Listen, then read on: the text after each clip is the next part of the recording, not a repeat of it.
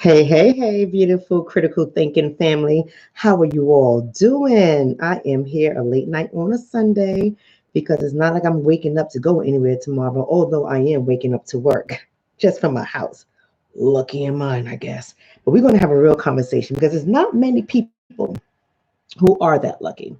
And we can't ignore a certain population of people. We cannot continue to ignore the inequities that our community faces. We cannot continue to ignore the disparities, whether it's economic disparities, health disparities, racial disparities, educational disparities. I don't care what disparities it are. We cannot continue to ignore these things in our community. And I'm glad that some people are picking up on the discussion, and some people are doing more than just dichotomous conversations. You know what I mean when I say dichotomous, right? Black or white, either or.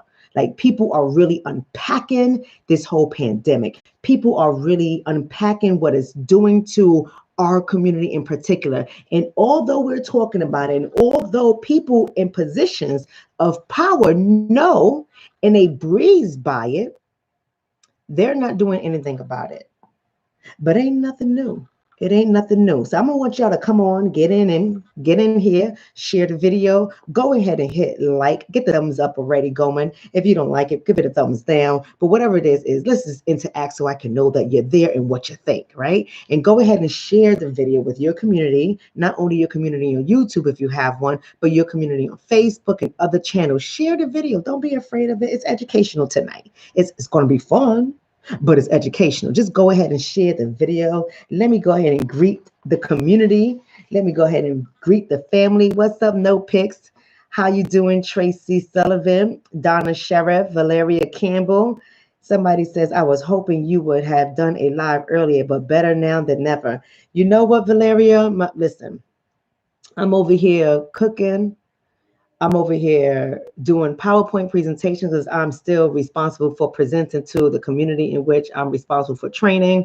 So I am doing a lot of things, and I wasn't even going to come on live tonight. But then after I got everything done and I got the people settled in my household, I said I'm going to come on through anyway. Thank you so much, Caribbean Obsidian, for the donation. Thanks for the work that you do. Keep up the good work. All the best to you and yours. I appreciate that. But let's go ahead. Hello to all of you guys. I don't want to leave any of you guys out, but I don't want to stay all day just introducing myself and saying hi to everybody, right? Sean Scott, doctor, we don't get it. We are on our own. No friends. Listen, some people don't get it. And even after this video, to tell you the truth, Sean, they still ain't going to get it. But it ain't going to stop us from talking about it. Because in the words of Dr. King, see, y'all know half of y'all like Dr. King anyway. So I figured I'll say something from Dr. King since you're here. You know, some people be like, oh, Dr. King said it. I'm listening now. Dr. King, Dr. King. So since y'all like Dr. King so much, let me go ahead and pay homage. And I'm going to say in the words of Dr. King, the Black Revolution has the power to expose the evils that are deeply rooted in the whole structure of our society. Did y'all hear what I said? Wasn't that deep? Let me say it again because some of y'all ain't listening. The Black Revolution. That is you. That is me. It is us. Okay, the ones that are not afraid to speak out, the ones that are not afraid to expose the inequities and racial disparities, the ones that are not afraid to address the power system, the ones that's not afraid to say, even if we ain't got no FU money, we're not afraid to push back against these power structures. That is the Black Revolution. And he's saying it has the power to expose the evils that are deeply rooted in the whole structure in our society. See, we can't get away from the structure. We can't get away from the fabric of America. We cannot get away from the blood stain of our ancestors that continue to stain the earth. We cannot get away from it. But let me tell you what has been happening, family. We have become, see, some people ain't gonna like this. Let me back up. See, let me put my feet down. Let me put my, I'm getting hot. Y'all know what happens when I get hot, right? Y'all know what happens when my temperature goes up. See, y'all got me at the wrong hour. The wrong hour. See, I'm my best when it's late. I'm my best, right? Because early I gotta do mommy things, I gotta do wife things. I'm running around all over the place, right? But Whew. When the house is asleep, I'm up. So y'all better get ready. Let me tell you something. We have become a passive culture. I said it. We have become a passive culture. We have been distracted.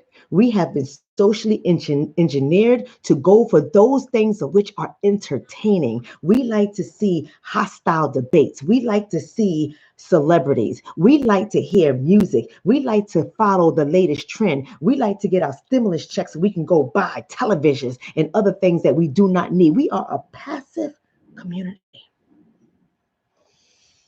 We are a passive community, despite the fact that this country, how much money did they come up with?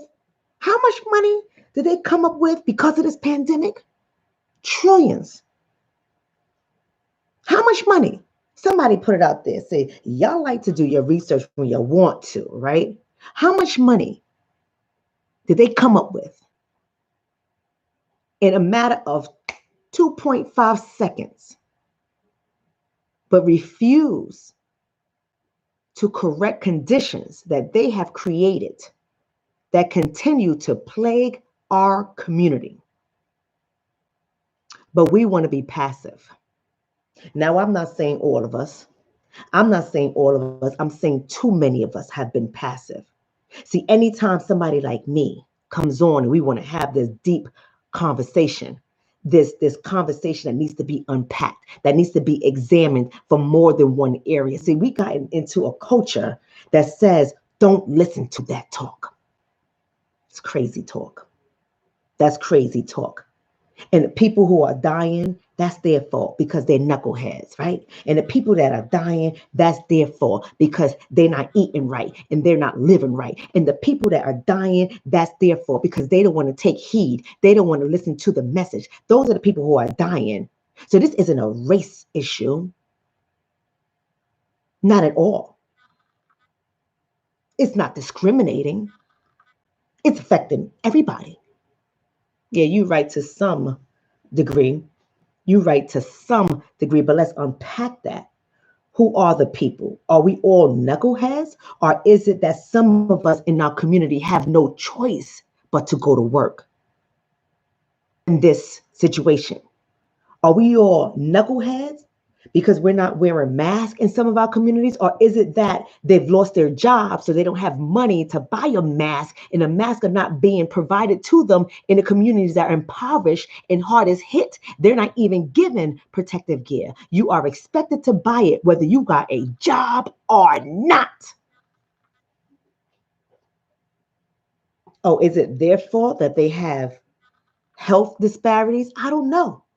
I don't know. We can't make that dichotomous decision. We can't be so black and white in that because we have to examine the fact that they're living in communities that has inferior food. We have to examine the fact that they're living in communities that have food deserts. We have to examine the fact that they're living in communities that are impoverished and their cutbacks are happening every day. Cutbacks from their job, cutbacks from social programs that make it easier for them to live. We have to examine the fact that what they are not able to do, people who have money can do.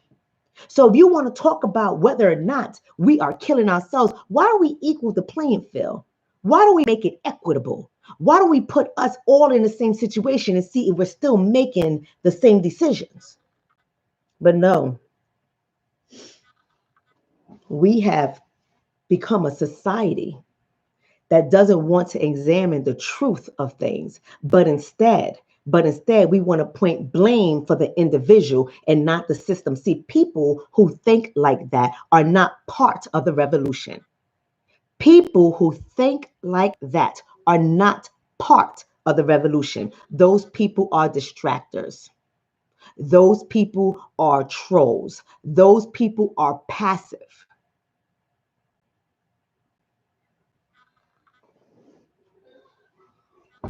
Those people are willfully ignorant because we have to get into the facts of the matter. So I'm over here and I got my research article. We're going to get into the facts of the matter tonight because as we know, as the saying goes, when white America, I know some people ain't going to like that tonight. They ain't going to like that. When we see the word white, Lord, You know, I'm gonna get an email from YouTube to say this video is not monetized. I don't care.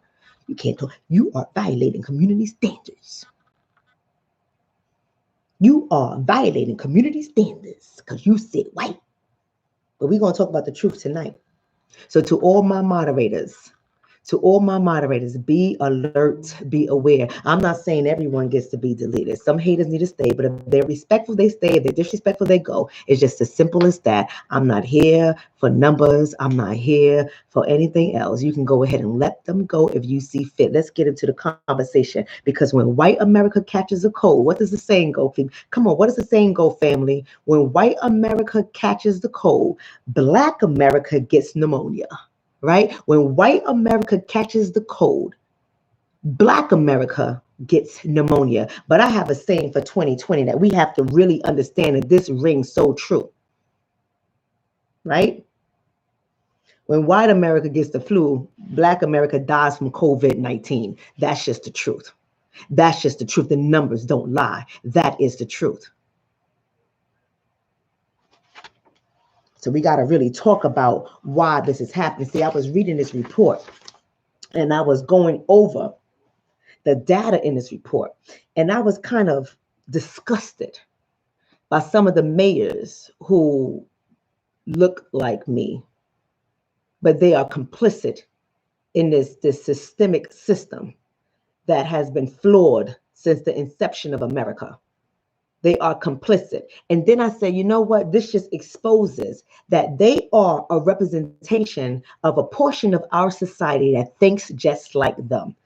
The society that's complicit in what is going on. Society that says, why y'all out here with no mask? Y'all so ignorant. Not maybe they don't have any money. Maybe I can donate some masks to them. Maybe this community needs it. Maybe they're poor. Maybe they just lost their job. Maybe they've been furloughed and there's no money coming in the house. Maybe they don't have access to a computer to fill out for the unemployment benefits. Maybe those are some of the struggles, but at the end of the day, they still got to eat. At the end of the day, they still need to go shop for soap and other essentials for their house. But we so quick to judge our own people before we are to help them.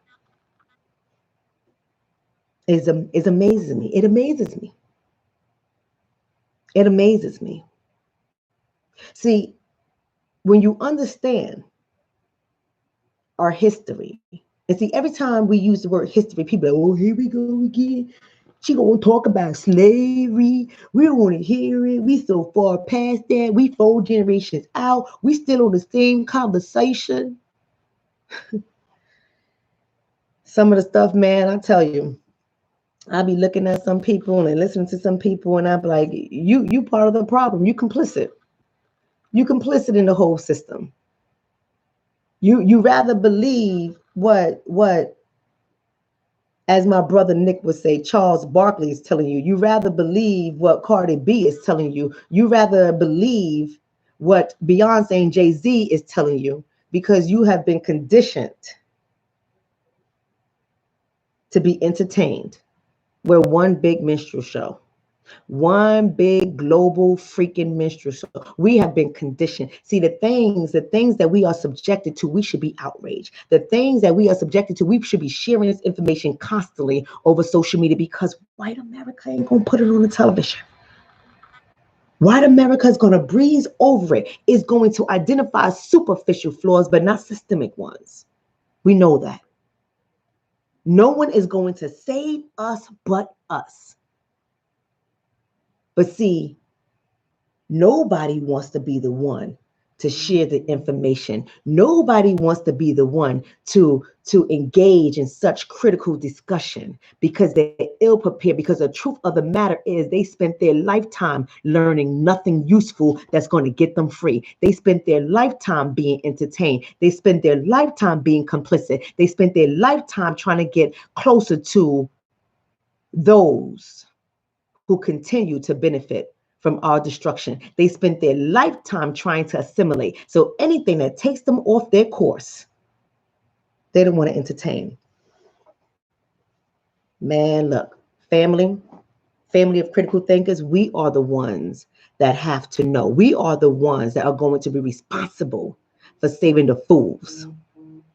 And it don't take all of us. It just takes some of us to be on one accord. So we have to get this information out for family. So let's go over certain things. Let's really pay attention to what's really happening as a result of this pandemic. Let's really pay attention to the underlying issues, not the flaws, not the superficial flaws, but what's deeper below. Let's really pay attention to the numbers. Let's start the numbers, because everyone always like to go out there and put the numbers out there. I was discussing something with somebody in the family, a critical thinker in the family. I forgot her name. Maybe I can look up her name and give her a shout out, because we had a very great discussion. And see, when you put emotions to the side, right? No matter how frustrated and angry you might be able that you might be, when you put emotions to the side, you might be able to have a critical discussion. Right. And so she engaged with me on my YouTube community wall, and we had a critical discussion, because I want people to know I'm not your enemy. I'm not your enemy, but we have to get out of this dichotomous thinking, and we have to see everything from a duality. Everything is on a polar. Everything has its opposite end, and we have to be able to see both so we can understand how to navigate this system. Right? We can't just be making blanket statements and not realizing, and I'm not saying that this is a sister that I'm talking about, I'm just saying in general, we cannot make blanket statements without examining it, without unpacking it and looking at it from multiple levels and see, is this true, what we're saying? Not that it has some truth, that's good, but is it the truth? And what's her name? I want to give her a fat shout out, because this is how you have critical discourse. This is how you engage in a conversation without getting so angry that you just have to unfollow or unlike somebody, or because I don't want to talk to her because people don't agree with you, right? This is how you do it. So I want to give a fat shout out to the sister, and we're going to talk about this report. She says her name is B. Stephanie Bewitched Not Bothered. B. Stephanie Bewitched Not Bothered. I really do appreciate her discourse, okay? And I appreciate the fact that we was able to engage in a conversation and find common ground in which we can agree. And the common ground is this, family, what this video is about. The common ground is this, that at the end of the day, no matter what the government decides to do, at the end of the day, whether we go back to work or we stay out of work, at the end of the day, we losing. We losing. That's just the truth. We at the bottom no matter what. We die not going to work. We die going to work. And that's the sad, brutal reality. At the end of the day, we are going to remain invisible unless we get on the same page and make enough noise. At the end of the day, our numbers are going to go up whether we are back at work or we are still at shelter in place. We are still going to be impacted. That is the truth. So I don't want any red herrings. I'm not giving you guys red herrings. What's a red herring? Distractions. I'm not trying to distract y'all with stupid things. And this is what I say is stupid things. Oh, I don't know why everybody's so mad about this or so scared. It's ridiculous. Only 1,000 people died. Like stupid things like that. Stupid. It's stupid discussion. You know why? Because out of those 1,000 people, right, 700 of them are us. So people like to play around with statistics. I ain't got time for it. Because at the end of the day, when you break down the numbers, we the ones losing. We losing. So let's get into that, right? Like Nick says, yes, we are at the bottom, family. Don't let the decadent veil fool you. Absolutely. Let's get on to it. So Louisiana, let's go to Louisiana. So you have the state governor, John Bel Edwards. He announced recently that it would begin to provide data about the racial and ethnic breakdowns of those who have died. He included the grim acknowledgement that African Americans, 33% of Louisiana's population, 33%, so 67% is something else, and only 33% are African Americans, comprise of 70% of the dead. You're only 33% of the population, but 70% of the dead. So I don't care what those numbers look like. If you only had 10 people that died, 7 of them was ours. So we like to play with percentages. Oh, that's only 1%. But when you really look at the numbers, it doesn't matter. If we're 70% of 1%, that's too goddamn many. And this is the conversation we have to be having, because this is the conversation that matters. But we got a lot of red herrings in our community. Oh, well, I don't know what you're worrying about. They're dying because they got underlying health conditions. But why don't we unpack why they're underlying health conditions? Let's really unpack that. What kind of food is in their community? Let's really unpack that. What the health care looks like. Let's really unpack that. Do they have quality health insurance, if at all health insurance? Let's really unpack that. What kind of jobs do they work in? Are they in fluffy jobs? Are they in the jobs that at the very bottom that they get threatened all the time to lose their goddamn job if they call out, if they don't come in, even though they're sick? So they got to go to work sick in fear of losing their employment. See, we can't keep looking at things on the surface because there's a systemic issue that's going on here. And ignorance allows us to ignore what's beneath the surface. Being complicit in the system gives us permission to ignore what's beneath the surface, because no one really wants to talk about why their brother, who is 45 years old, is living in their basement, even though he's a hard worker and he can't afford to live on his own because the system has caught him up when he was 19 years old and gave him a bullcrap felony because he didn't have an attorney to fight off the charge. So he had to eat it and take a plea, and now he's screwed for the rest of his life. Nobody wants to talk about that. Nobody wants to talk about the fact that your sister, who is 30 years old with failing health problems, multiple children, with no education, because she had to take care of you and all your other sisters and brothers because your mother was not able to do it for whatever reason, whether she was always working, whether she was strung out on alcohol or drugs, or whether you guys were removed from her home and placed in a system. So she took the initiative to make it so that you guys can all survive and go on and do great things. And she had to bear the burden. She had to take the hit. And so now her life is without the potential that your life is for, because she sacrificed as your big sister for you. That's our Black reality. That's our Black reality. So when we talk about the numbers, don't just say, oh, it's because they had failing health. Let's really think about why they're in their conditions, why they are in their positions, and why they are in their situations. Let's really think about what the Black experience looks like. So tired of the ignorance.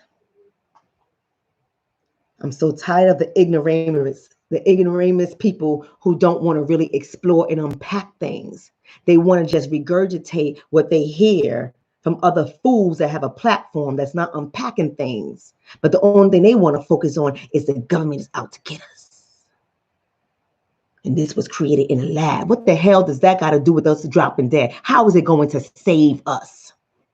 How is it going? See, we can't just focus on a pandemic. This condition was here way before there was a COVID. This condition has been like this way before there was a COVID. We get distracted too easy as people. We get too distracted too easily, right? Let's talk about the small city of Albany, Georgia. Let's talk about that city. It is located about 200 miles south of Atlanta. All right, that city is not too big, but 81% of the dead, 81% of the dead, 81% of the dead are African Americans. 81%. So since people like to pride themselves on small percentages of people that are dying, I'll give you a small number. 100 people died. Now, I'm not saying that this is the case in Albany, Georgia. I'm just giving you a number just for visual. 100 died, 81 were Black. That's a problem. That's a problem. You see, we get so caught up on the little number that we distract a whole population of people away from what the real issues are.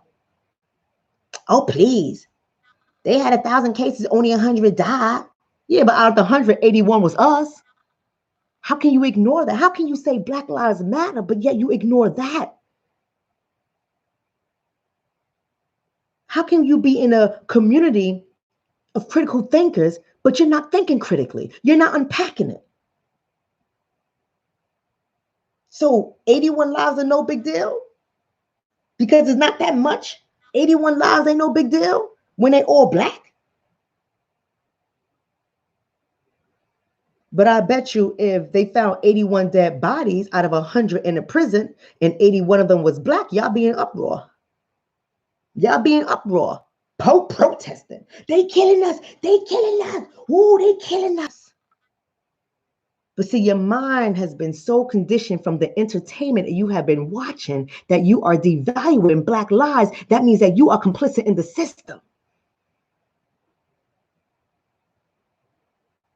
Because you're more focused on making a point. Because you hear everybody with the rhetoric spreading around small percentages that's not being converted into numbers. And this has become popularity. This has become the new narrative. This has become the rhetoric within our community. See, we ought to be spreading this kind of information. We ought to be sharing this kind of information because it's bigger than you and I individually. It's about the Black Revolution, having the power to expose the evils that are deeply rooted in the whole structure of our society. That's what it's about. See, you can't want to do your part, but then you go against what we're doing by focusing on red herrings. It ain't that many people. This is ridiculous. Y'all scared over what?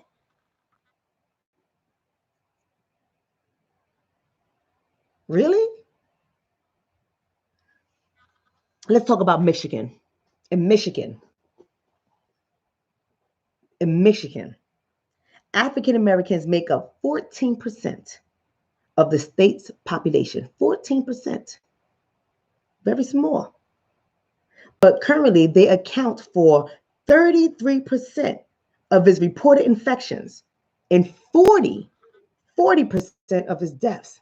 They only are 14%, but 40% of the deaths are them.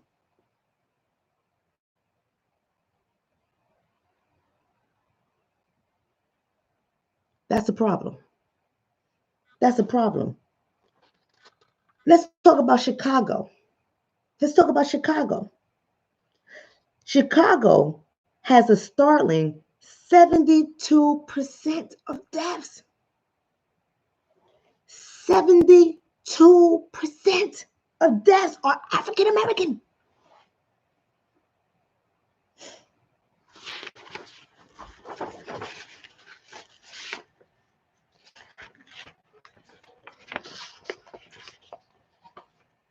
But then when we look at those numbers, what's so sad is, see, I expected from those not in our community to say, well, you got to understand pre-existing health conditions make this population a little bit more vulnerable because African Americans, they have higher rates of diabetes, higher rates of heart disease, higher rates of blah, blah, blah. I get it. I understand that. We all understand it. We all get it.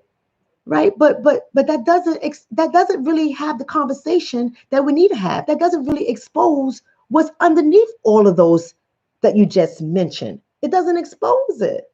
See, the minute we start to talk about that kind of stuff, again, the red herring, the minute we start to talk about that kind of stuff, it takes the focus off what's at hand. It takes the focus off that even after this is over with and done, we still the ones dying. It takes the focus off that after this all is done and America goes back to work, how many of us going to have our jobs? You see, you ain't got to be smart to know this. See, when you close businesses down for months and they're not bringing in any revenue, but they still got to pay mortgages, they still got to pay rent, they still got to pay light, they still got to pay internet, they still got to pay gas, they still got things that they have to pay. They still got to keep the operation functional for when they come back. And so they're paying that money out on a monthly basis, even though it's closed down. So you really think your black ass is going to have a job when you reopen? Not you. Maybe Dick will. Maybe Peter will, not you.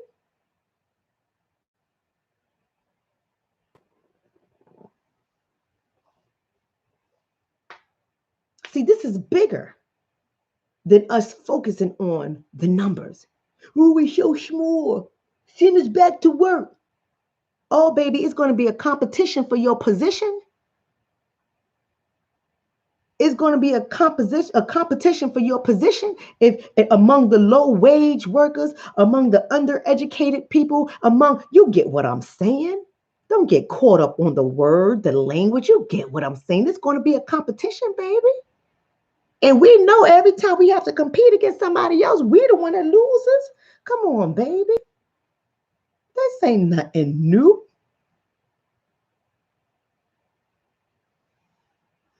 This ain't nothing new. People are like, I can't wait. I can't wait to get back to work. Oh, well, you know what? Let me tell you what the employers are going to do, sweetheart. Sweetie pie. Let me tell you what the employers are going to do. They're going to go through their numbers and they're going to see how much can they afford to bring back which workers to work in order for them to make more money. And so when they do that, they're going to look at the people who are required to come back because those people are in positions that make the money, like the sales reps.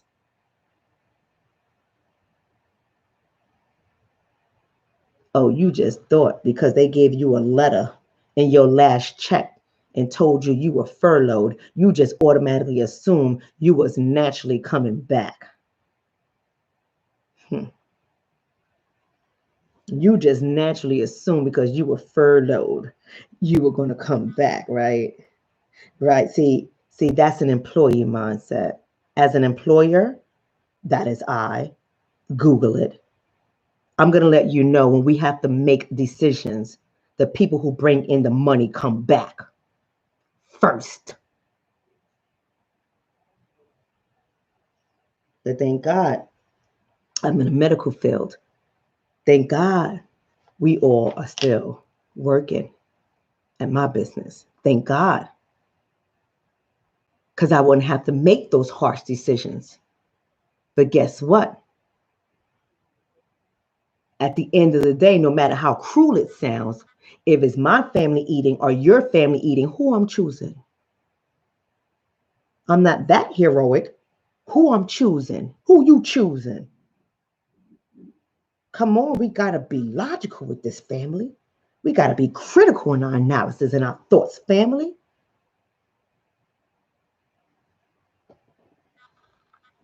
That's right, Sean. He said most employees are at will employees. At will. That means they don't have to promise you a goddamn thing. Not your position, not your check, not your insurance, not your full-time status. They ain't got to promise you a goddamn thing. You are at will.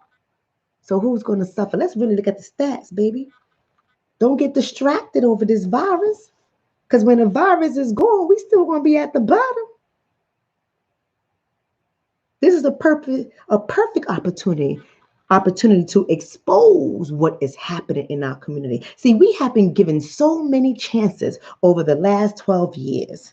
And the reason why I say the last 12 years is we know in 2008, we lost our wealth like that.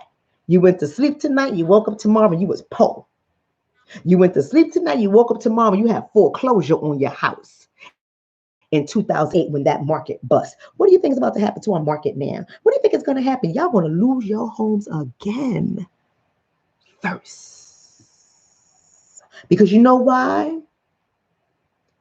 Rebecca and Bob can call their parents for a loan to keep their property until Rebecca and Bob get back on their feet, family. But most of us can't do that. Most of us can't do that.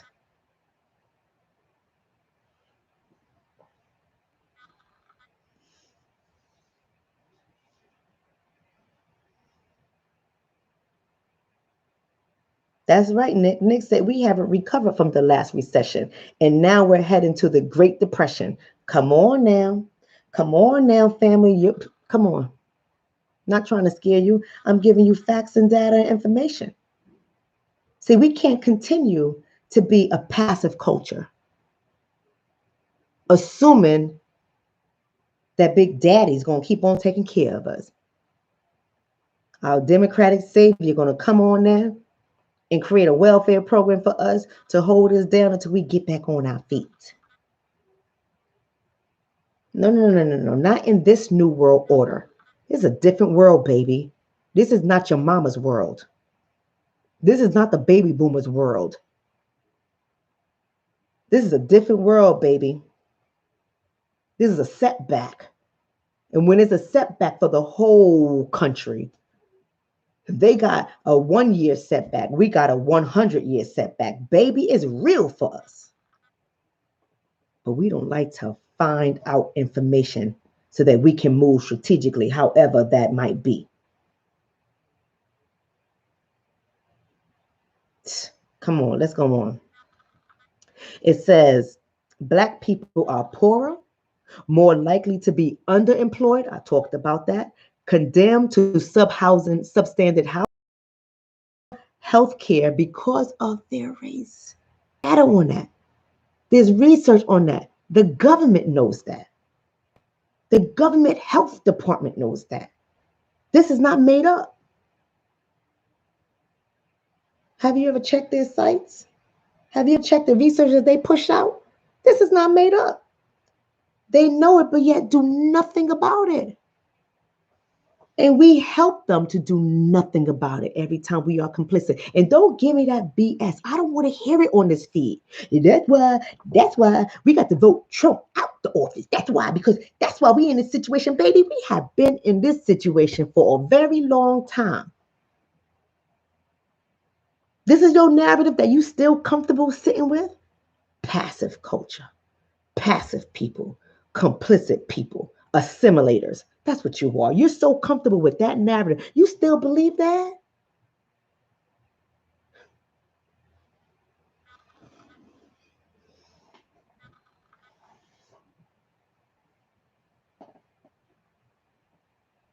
This is what we do.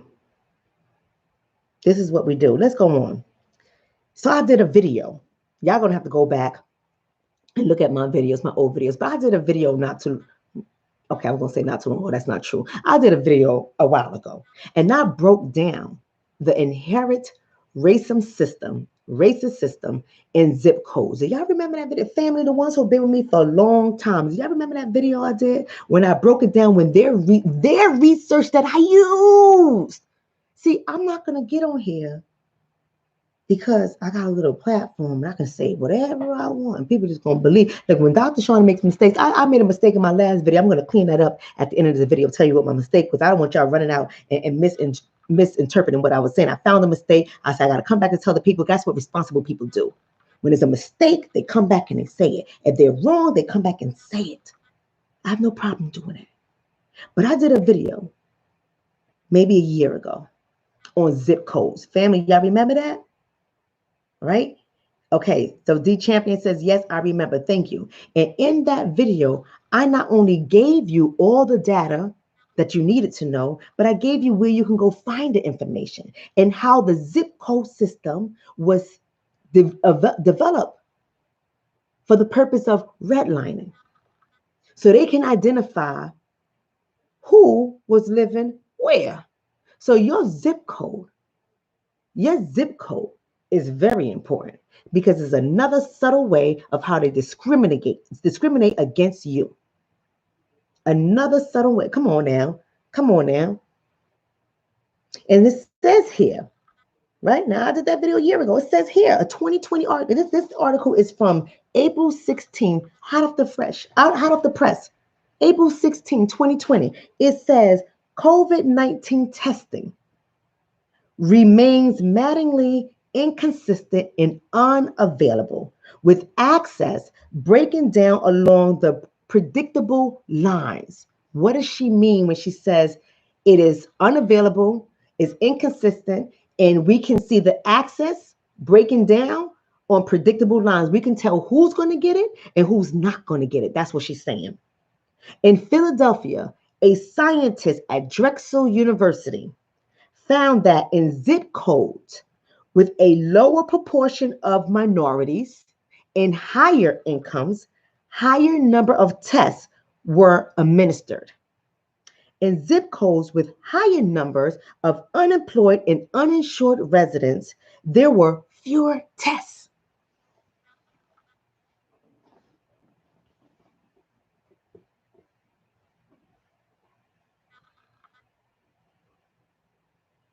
Your zip code, your zip code is powerful. Let me tell you something.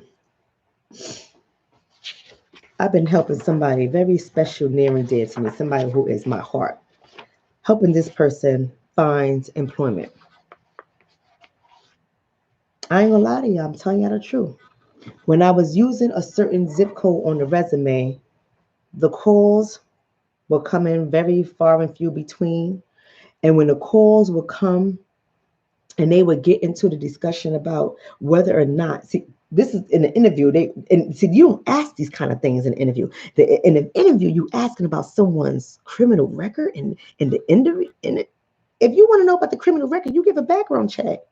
If the person says, okay, I'm willing to give you permission to do a background check, you go ahead and submit. But in an interview, but see, this person didn't know that that wasn't right. You can't ask those questions. See, I can teach people what they want to learn, right? Some people just got to learn the hard way.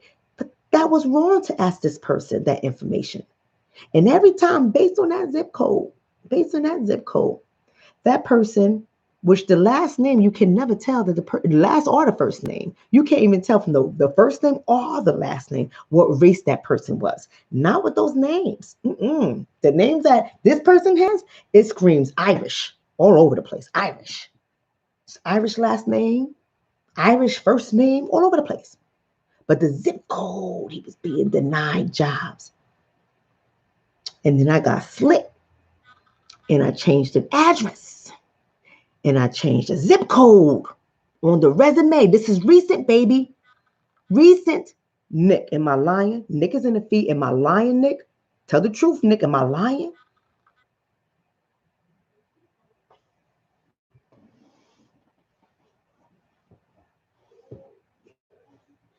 Right? The effects of redline. I changed the address and the zip code. And phone calls been coming left and right, left and right, left and right, left and right. And ain't nobody asking about no criminal record. See, this is not a game. This is not a game. All right, this is not a game. Let's go on. In mid-March, Tony Preckwinkle, the president of the Cook County Board in Illinois, which encompasses Chicago, lamented the COVID-19 crisis and proclaimed that we are all in this together. That's what she said. We are all in this together. But weeks later, she closed the emergency room of the public Provident Hospital in a predominantly Black South Side. Preckwinkle claimed that the closure will only last for a month and was in response to a single one healthcare worker have been testing positive for COVID. Now, leave aside the fact that nurses, doctors, and other healthcare workers have already been testing positive for COVID all over the place in every city and state, across the country, all over the place. Their facilities were not closed. See, we got to understand what systemic racism looks like, right? We got to understand it. And we got to do more than ignore it. We got to fight this thing constantly. How you close a whole goddamn hospital for one worker who tested positive? When your city, Chicago, just come on, Chicago. We just saw those numbers, 70%. I think I said in the video. I forgot 70%. I can go back if you want me to, but a high percentage. And you close a whole goddamn hospital.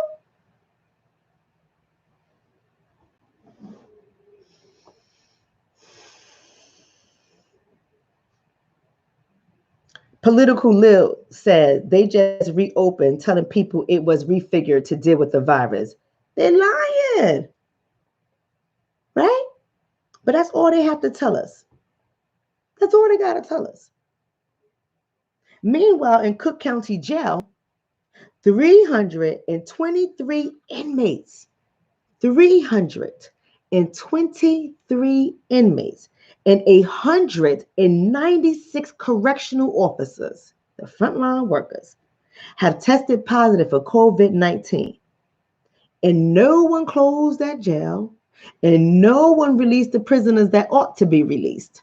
Because we already know that in some other states and cities, prisoners are being released, but not there. Not there. These are the kind of decisions that explain why there is a 30-year difference in life expectancy. Right? These are the kind of decisions. See, when somebody can decide that they're going to close a whole goddamn hospital during a pandemic because one healthcare worker got infected, they close a whole hospital. When somebody has that power to do that,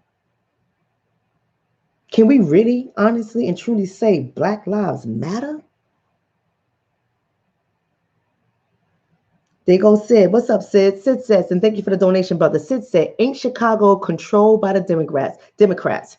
You know, I said Democrats. I meant to say Democrats. Yeah, no, the Democrats. But nonetheless, Sid, you know that better. You know that better than anybody on that feed, Sid. You know that. Right? This is what happened. They are also just the latest examples of ways that racism is the ultimate result of the decisions that government officials make, regardless of their intentions. The most futile conversations in the US is the argument about whether race or class is the main impediment to African American social mobility. In reality, they cannot be separated from each other. I say this all the time. You can't talk about class without talking about race, right? African Americans are suffering through this crisis, not only because of racism, but also because of how racial discrimination has tied them to the bottom of the US class hierarchy. We got all these people that are fearing for their health. This article talks about a woman who's in the healthcare industry, like a home health aide or something like that. She was complaining about not feeling well, but because her symptoms did not align with the symptoms that has been reported by the CDC, her employer said her symptoms were not consistent with COVID-19 and that she must come to work or she's going to be without a job. That lady is dead today. In case you're not. Her name was Camilla. She worked at Tyson Foods in Georgia. She is dead. She died earlier this month. So when is it that an employer can tell you that your symptoms are not consistent with COVID-19 and you must come to work? If Camilla had been someone other than a Black woman, I wonder if the same treatment would have happened to her.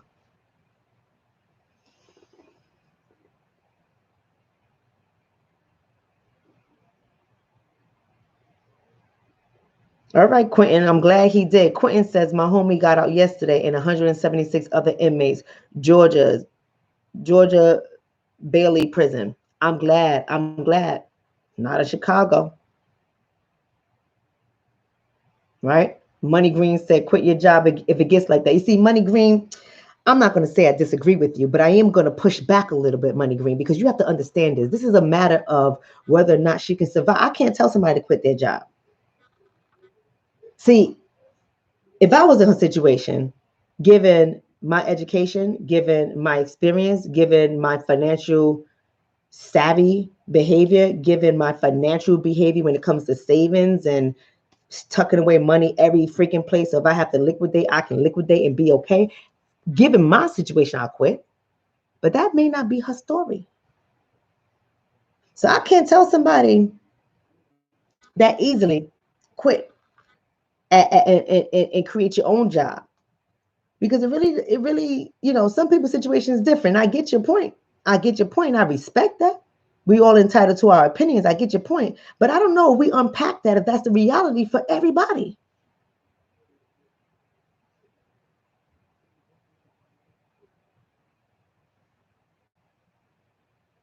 Right? So family, I'm almost out of here because I only got an hour show.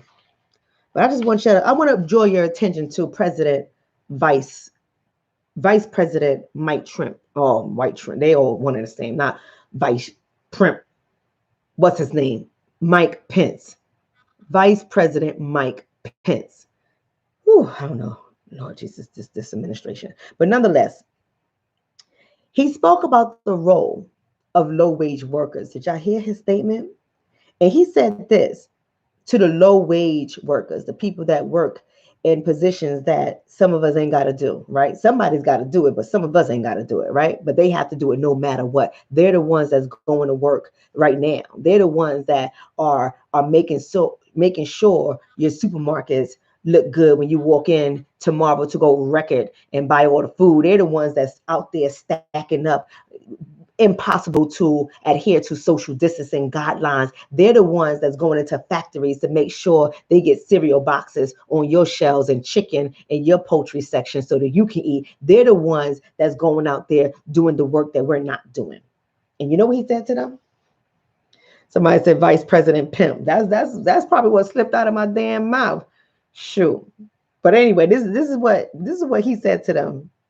You are giving a great service to the people of the United States of America, and we need you to continue as part of what we call critical infrastructure to show up and do your jobs. You see, to say to show up and do your job and have no regard for any type of sympathy or empathy regarding the situation. You don't even speak to the employers about making sure they got things into position to make sure that we're protecting the health of their workers. You didn't care about that. You just want them to show up so that the capitalists can keep on making their money. But when we say it's new age slavery, people are, here you go again. Here you go again. It's what people better be happy they working. Let me tell you something. That right there, show up and do your job. How my ears hear that, I hear it as a threat. I hear it as a threat of hunger. I hear it as a threat of evictions. I hear it as a threat of unemployment. It's a threat. And you know what?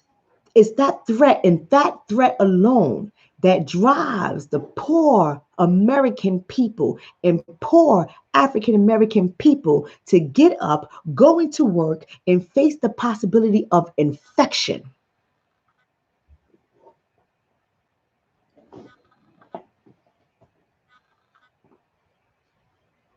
That's what it does. That's what it does. It says Black workers are concentrated in public facing jobs, working in mass transit, home health care, retail, and service, where social distancing is virtually impossible. And there is the concentration of African Americans in institutions where social distances is impossible, including prisons, jails, and homeless shelters. This is where we're at. This is where we're at. Let's talk about Jerome Adams. He's part of the Trump's administration. He's a Black man. Let's talk about what he said.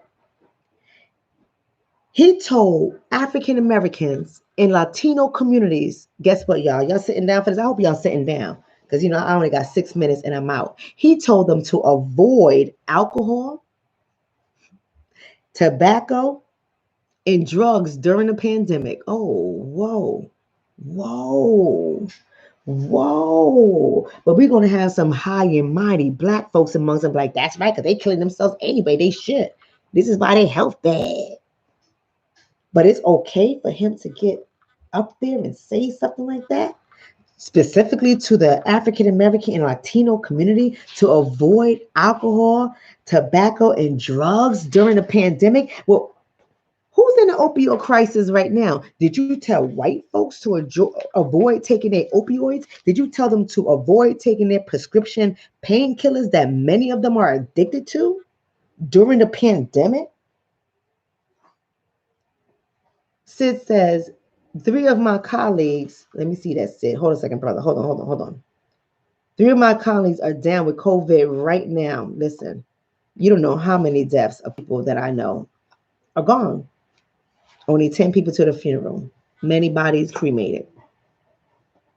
Gone. We just get the text messages. We just call and give our condolences. We grieve on our own, and we have to get up and keep on going.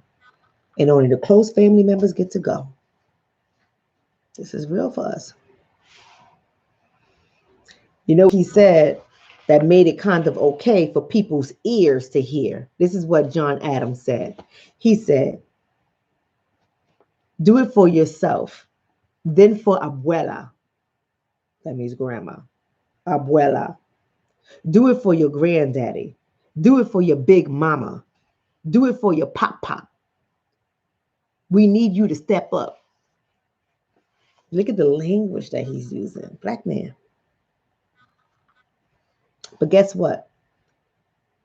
He just perpetuated a one-sided conversation. He just became complicit in the system.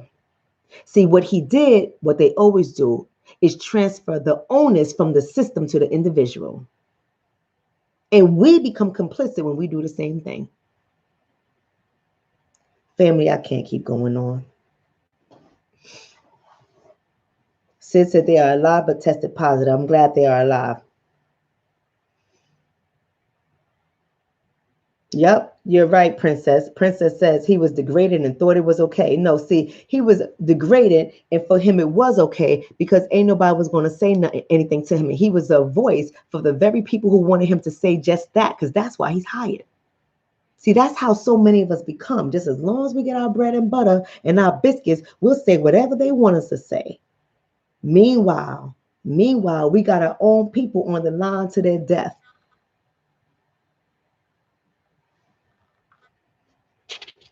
It was a one-sided conversation, and it perpetuated stereotypes.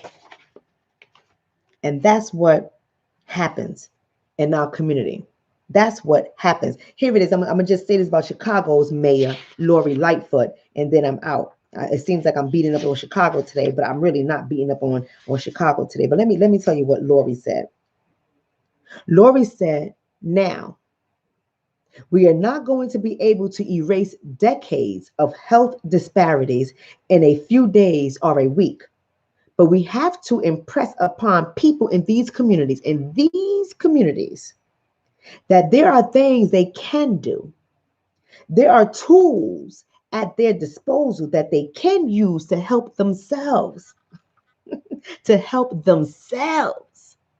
She says, but we have to call this out as it is and make sure we've got a very robust, multi-tiered response now and going forward, and we will. See, she's saying that, and there's people in her population and in her age cohort and people that support her and people who have voted for her to say, that's right, Lightfoot. That's right, tell them. There's tools. What tools? Can you tell me the tools? What are the tools? Oh, I get it. The face mask, but they ain't got no money. They just lost their job. They're trying not to get evicted. What tools are you talking about? Did you give them face masks, or did you just get up there and say there are tools, but you haven't provided anything for them? Tools for you to do it yourself. And we be like, that's right. Tell them people got to eat better. They got to eat better. Did you talk about the food deserts that your residents live in? That's right. People got to eat better. Did you talk about the rate of inflation on food? Did you last check the price of milk and eggs? I mean, come on. That right. Tell them Lightfoot. Tell them Lightfoot. Because we don't stop to think. We don't stop to unpack. We don't stop to get beneath the surface. We like superficial flaws. This is a systemic flaw. And she's complicit. But yet we vote her in. Lightfoot's comments underestimate the difficulty of achieving good health and wellness while also combating the forces of underemployment, evictions, and police violence, all of which define much of the working class Blacks in Chicago. But we say that's right. That's right. That's right. Right? So I end by saying this. I end this feed by saying this. In the past month, I'm reading from this article. In the past month, we have seen that it is possible for local and national governments to act in ways to protect people. Right? The federal government has suspended interest in collection of federal student loan payments until September. Pina Chicago, I love you too. And thank you for the donation. Says, I love you so much, Dr. Shonna. Keep up the good work. Thank you. I'm trying. It's hard. It's hard because the trolls and the distractors are real. But let me just say this, I'm out. The federal government suspended interest, right, in the collection of federal student loans until September. And the Department of Housing and Urban Development has declared a moratorium on foreclosures and evictions on government-insured mortgages. So you can't foreclose on a house if it's government-insured, your FHAs. You can't evict them if they're in government-insured housing. Can't evict them, right? It's a lot of money. Do the facts and the numbers. It's a lot of money. Some cities and states have halted evictions from rental properties, and municipalities across the country have released thousands of people from jails and prisons. You were able to do this overnight. But we've been complaining about this stuff for how long?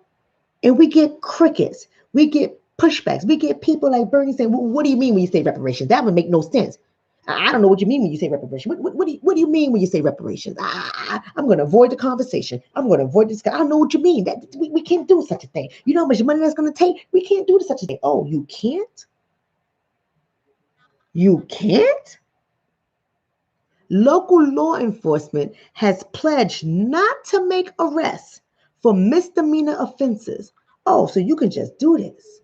So now, because you don't want your officers getting COVID, you ain't even going to arrest them for misdemeanor. If it's a misdemeanor, I'm going to let you go. But before you was arresting them, and who were you arresting?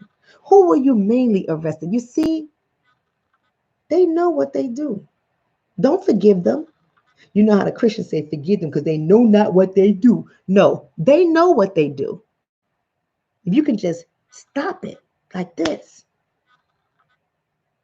But when we present to you data and information and facts on facts on facts and facts, it wasn't enough for you to stop it. When we show you the devastating effects of laws, crime bills, Rockefeller laws, all of those things that were signed that has harmed us for generations, and we asked you to stop it, you said you couldn't do it. But this, you can. You could suspend interest in student loan collection, but you can't suspend it for those of us who is keeping us in poverty. Because the system is rigged and flawed on purpose. You couldn't fix a system that is rigged, not broken, but rigged, but you can fix it overnight. Thank you, Robert. I appreciate that, Robert. Yeah, he said, keep teaching, sister. You are the truth. Thank you. I tried to be. I make mistakes sometimes. I ain't perfect, but I try to be. I try to lead y'all the right way. Let me say this. In Detroit, officials pledged to stop turning people's water off when they can't pay their bills.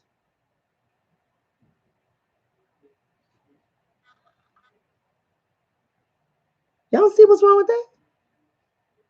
If all of these actions are possible in a national emergency, because we believe that they will mitigate people's vulnerability to disease and death, then why can't this always be the standard? I'll leave you with that. I'll leave you with that. Why can't it be the standard? If you believe that these things are necessary for the vulnerability of the populations and the death, if you're mitigating, that means you're stopping and mitigating, putting a stop to it, I'm interfering with it. If you can do that, how do you sleep at night ignoring the invisible populations of poor people, Black people? How do you ignore it? How do you let people lose their housing year after year? Women homeless with their children. How do you ignore it? How do you justify locking up these men for minor offenses and holding them in prisons like Browder? Never found the guilty in anything, took his life, suicide because of the torture that he went through in Rikers. Khalif, how do you justify that when you have the power to change it overnight? All this money you came up with overnight, you got the power to change it. See, Black America, you got to wake up. The intention was never to change our issues and our problems. The few of us who made it out, like the 15%, the 10% that, do all right for ourselves, we may get a little stressed out, but we know if we lose one job, we got the ability and the power to get another one. For the 1% of us that are living up there, see, we living in la la land, still invisible, but we're living in la la land. But what about the 85% of the population that continues to struggle, but you have just proven during this pandemic that you can change it overnight? You can set the level, the playing field. You can level the playing field overnight, but you're choosing not to do it because you are inherently evil. Evil. And that's what the Black Revolution is about. If only we remain consistent with each other and stop being complicit in this system that is destroying us. We don't need another pandemic to show us that we're being destroyed. We know that. We have data over data, and they sit back and they explore the data and they explore the research. And the only time they talk about the data and the research is around election time. Because it's a strategy, it's a chess move, and we continuously fall for it. But now we need to have tangibles. We need to have clear demands. We need to stop giving up the one thing that they want from us. And the one that they want is your vote. But even in that conversation, the complicit people, the people that are complicit in this system, the assimilators, they're even nervous about that conversation. They don't like that conversation. They want to call us ignorant, despite the fact that we give them data and information and research, and we can just knock them with it, history. They don't want to hear none of that because they like to be lied to, because it keeps them comfortable in their position while 85% of the population suffers. And then they say they're Christian. Oh, I'm Jesus follower. So whatever happened to you doing for the least of us?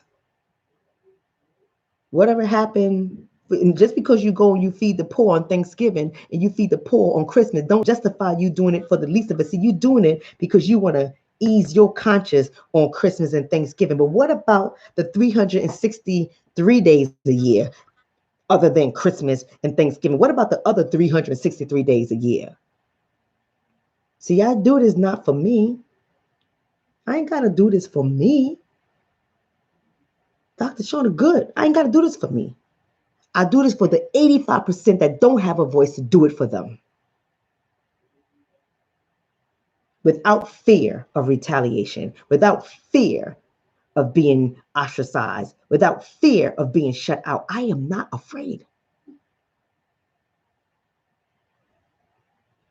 So this family is bigger than you and me. If you want to be a part of the Black Revolution, you're going to have to step up. Going to have to put those emotions inside and get critical in your thoughts, critical in your decisions, critical in your behaviors. You got to stop being afraid. Oh, we do this, we get Trump for 4 more years. Oh my God, we're going to die. No, you're not. You haven't died yet. Stop lying to yourself. Stop living fear-based descriptions, fear-based analogies. Stop being stupid. It's stupid. Stop being stupid. I don't believe your mama raised a fool. Stop being stupid. What you're saying just don't make sense. We've been dying for hundreds of years. I just showed you. We still dying. With this pandemic or without it, we're dying. So stop being stupid. Stop being stupid with these things that don't make sense. Pick up a goddamn research article. Turn off the TV. Turn off Love and Hip Hop. Stop following Cardi B and them. Stop laughing at 50 Cent. You know, stop being stupid for a moment. Stop being stupid for just a goddamn moment. Just one goddamn moment. Your life of your children and your grandchildren depend on it. One goddamn moment. Stop being stupid.